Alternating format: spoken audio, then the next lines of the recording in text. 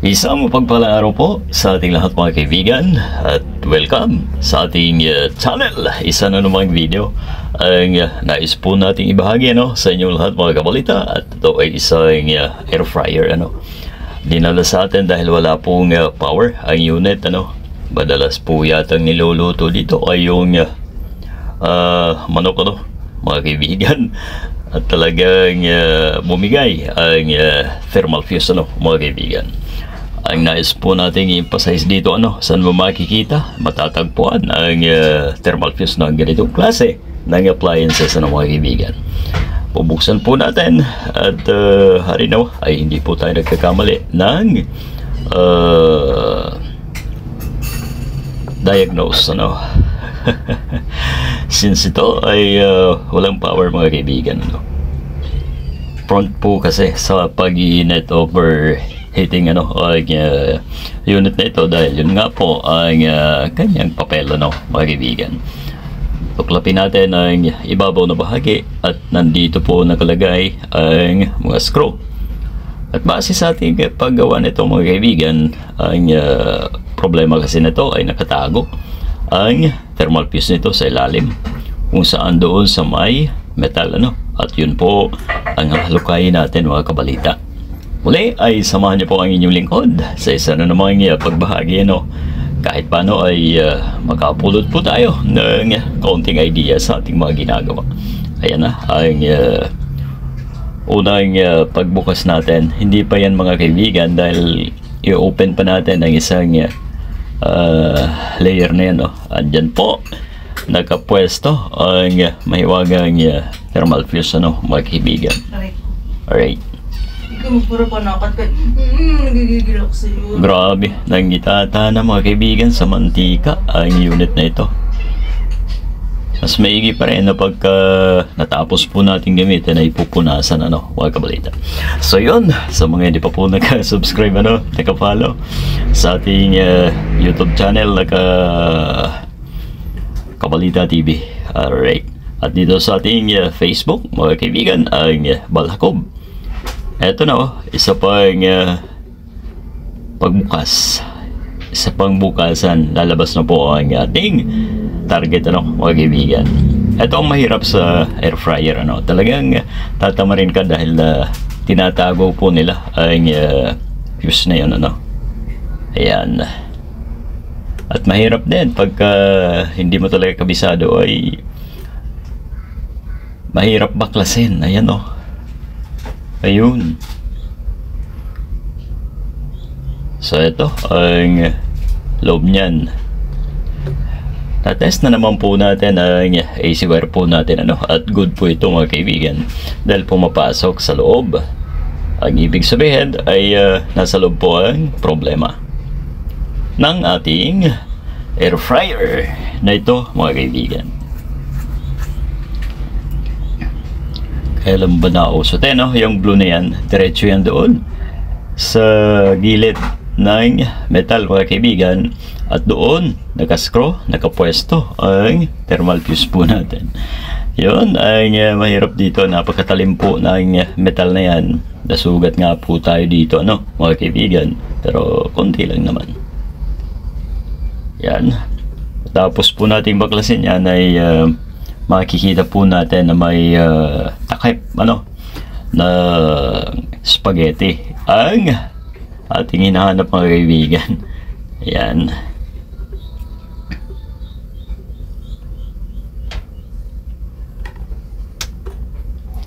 Dati ay may ginawa tayo na bagong-bago pa talaga at talagang nasira na po ang thermal fuse nagka-vlog din po yun mga kabalita. Sa pagkaganito, tatanggalin po natin ang metal na yan kung saan nakapatong ang ating heating element mga kabalita. At yung isang fan double layer po kasi ang fan ito, sa ilalim at ibabaw meron. Ayan na. Katapos nyan, tutuklapin po natin ang kanyang takip na yan mga kaibigan. Sa kapalaman po natin makikita ng ating hinahanap. Mabusisi, grabe mga kabalita Yan. Dahan-dahan lamang at tiyagaan talaga ang paggawa ng air fryer mga kaibigan. Wala kang tiyaga ay syempre hindi po tayo magkakaroon ng kita. Ayan o, grabe ang mantika mga kabalita. Yan. So nakascrew po ang ating heating element mga kaibigan. Dapat po natin tanggalin yan. At ingatan dahil minsan ay mababali po yan, lalo na pagka madalas ginagamit ito at umiinat ng sobra.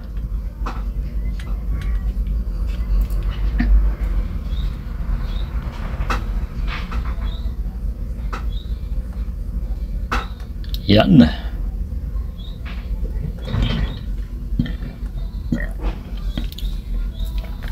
Medyo may kalawang na ang mga screw. So ito na. Bilisan na natin. Upang hindi po kayo mainip sa panonood ng mga kabalita. Ito na ang isang tatanggalin natin. Tapos sunod po natin ang fan, mga kaibigan, dahil hindi po pwede na maangat yan. Dahil yan ay naka-screw, naka-lock, at mahaharangan ang ating metal na yan. Bali yan po kasi ang nagre-reflect doon sa init. Pag hinangina ng fan, ayun, ang init ay pupunta doon sa ating niluluto mga kaibigan. Ayan naka-lock pa po yan. Kailangan ay baklasin din po natin yan mga kabalita, kasi kung hindi nga po ay hindi natin matatanggal ang takip na ito. Ayan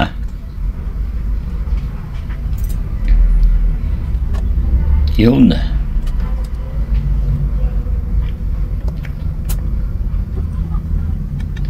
Sa hirap nito guys, malamang hindi ko maipakita sa inyo ang pagpalit ng thermal fuse. Yan ay 10 amperes mga kaibigan na madalas na ginagamit po dito. So papakita ko lang po sa inyo kung saan nakapwesto. Ayan, para doon sa mga baguhan natin na gustong magbukas nito ay may idea po kayo kahit paano ay matuntun kung saan nakapwesto mga kaibigan. Pwede naman pong wag nang buksan yan. May style po tayo nakakaiba, pero ang isa na to ay papakita ko po muna sa inyo. Next time ay pwede po tayong mag-cut na agad yung kulay blue at suyurin lamang mga kaibigan, diretso po yun sa ating AC cord. Yan okay.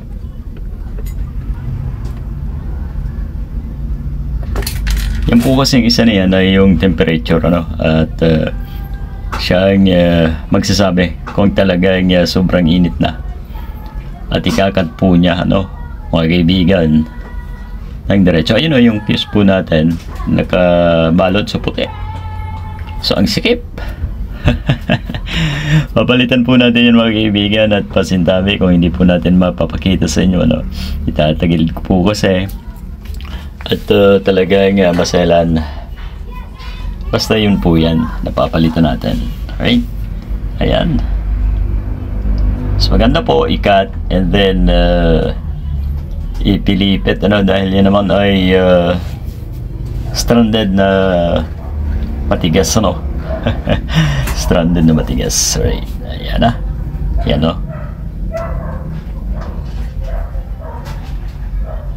so cut na muna natin yan mga kaibigan, at babalik po tayo pag mamaya ay test ang ating pinalitan na isang 10 amperes na thermal fuse mga kabalita.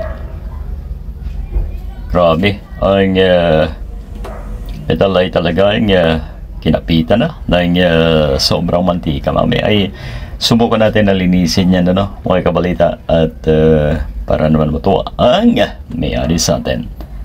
Ayan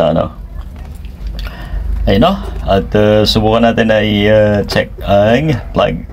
Pag iyon ba ay papalo na. Pag pumalo to mga kaibigan ay okay na po yan. Ibig sabihin ay talagang nakuha po natin agad ang problema.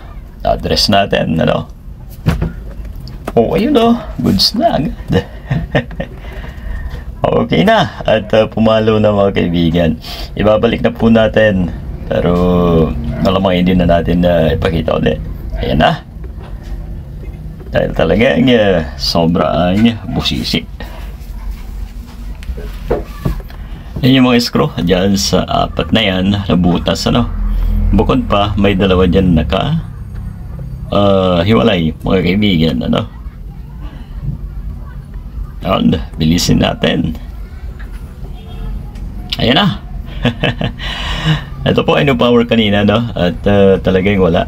Buo naman lang i-scored po natin. So, nag-proceed po tayo agad dun sa ating pinaghihinalaan, which is yung thermal fuse nga po, mga kaibigan, ano, nag-overheat at nalampasan yung temperature na kung saan ay naka-specs lamang o nakalagay doon sa ating thermal fuse, ano. Mga kaibigan, ito na po. Here we go. Test natin. O, yun na, umilaw na po.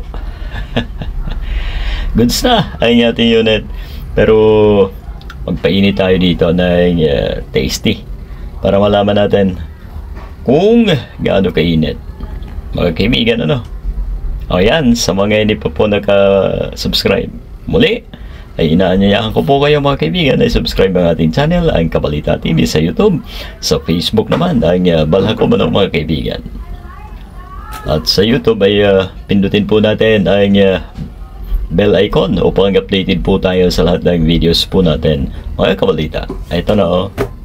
Goods na, mga kaibigan. Lagyan natin ng tasty. Try natin kung ito ay matutos na ba. Mataas kasi masyado ay kuryente nito, mga kaibigan, so hindi natin masyado i-tosta, ano. Yan, medyo mabilis na po ang video natin, ano. Pero yan ay sa ordinaryo matagal po. Ayun, oh, lumutong. Ulitin pa natin. Ayun, oh, pagkainit na. Naka 200 tayo Fahrenheit, ano, yung adjust. Init, mga kaibigan. Siguro ay luto na ang ating iniinit. Eto na. Oops. Try na natin, mga kaibigan. Oh, talagang muusok-usok pa. So, okay na golden brown yung gilid o yung kanto. Alright, so maraming salamat po sa inyong pagtutok. Huwag po natin kalimutan i-like ang ating video na ito. Walang support naman lamang sa ating mga upload videos.